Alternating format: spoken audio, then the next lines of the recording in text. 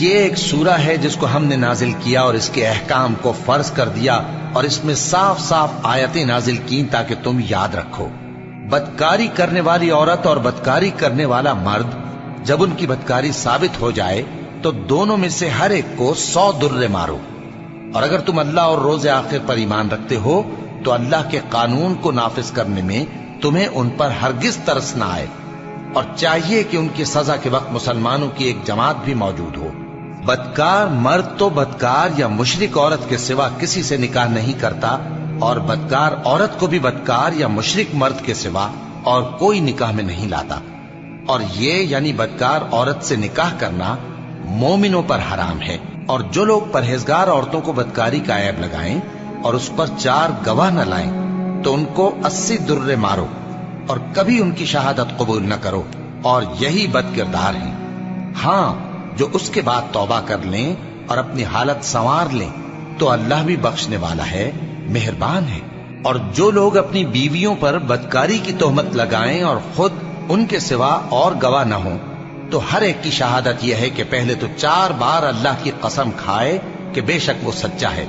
اور 5ویں بار یہ کہے کہ اگر وہ جھوٹا ہو تو اس پر اللہ کی لعنت۔ اور عورت سے سزا کو یہ بات ٹال سکتی ہے کہ وہ پہلے 4 بار اللہ کی قسم کھائے کہ بے شک یہ جھوٹا ہے، اور 5ویں دفعہ یوں کہے کہ اگر یہ سچا ہو تو مجھ پر اللہ کا غضب نازل ہو۔ اور اگر تم پر اللہ کا فضل اور اس کی مہربانی نہ ہوتی تو بہت سی خرابیاں پیدا ہو جاتی۔ اور یہ کہ اللہ توبہ قبول کرنے والا ہے، حکیم ہے۔ مومنوں، شیطان کے قدموں پر نہ چلنا، اور جو شخص شیطان کے قدموں پر چلے گا تو شیطان تو بے حیائی کی باتیں اور برے کام ہی بتائے گا۔ اور اگر تم پر اللہ کا فضل اور اس کی مہربانی نہ ہوتی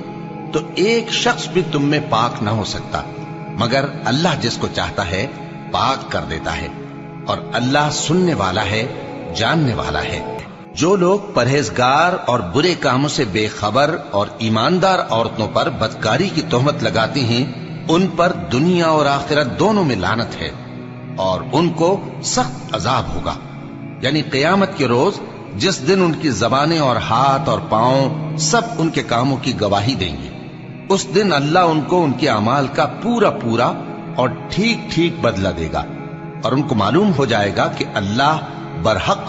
اور حق کو ظاہر کرنے والا ہے۔ ناپاک عورتیں ناپاک مردوں کے لیے ہیں، اور ناپاک مرد ناپاک عورتوں کے لیے، اور پاک عورتیں پاک مردوں کے لیے ہیں، اور پاک مرد پاک عورتوں کے لیے۔ یہ پاک لوگ ان جھوٹوں کی باتوں سے بری ہیں، اور ان کے لیے بخشش اور نیک روزی ہے۔ مومنوں، اپنے گھروں کے سوا دوسرے لوگوں کے گھروں میں گھر والوں سے اجازت لیے اور ان کو سلام کیے بغیر داخل نہ ہوا کرو، یہ تمہارے حق میں بہتر ہے، اور ہم یہ نصیحت اس لیے کرتے ہیں کہ شاید تم یاد رکھو۔ پھر اگر تم گھر میں کسی کو موجود نہ پاؤ تو جب تک تم کو اجازت نہ دی جائے اس میں مت داخل ہو، اور اگر یہ کہا جائے کہ اس وقت لوٹ جاؤ تو لوٹ جایا کرو، یہ تمہارے لیے بڑی پاکیزگی کی بات ہے، اور جو کام تم کرتے ہو اللہ سب جانتا ہے۔ ہاں، اگر تم کسی ایسے مکان میں جاؤ جس میں کوئی نہ بستا ہو اور اس میں تمہارا اسباب رکھا ہو تو تم پر کچھ گناہ نہیں، اور جو کچھ تم ظاہر کرتے ہو اور جو پوشیدہ کرتے ہو اللہ کو سب معلوم ہے۔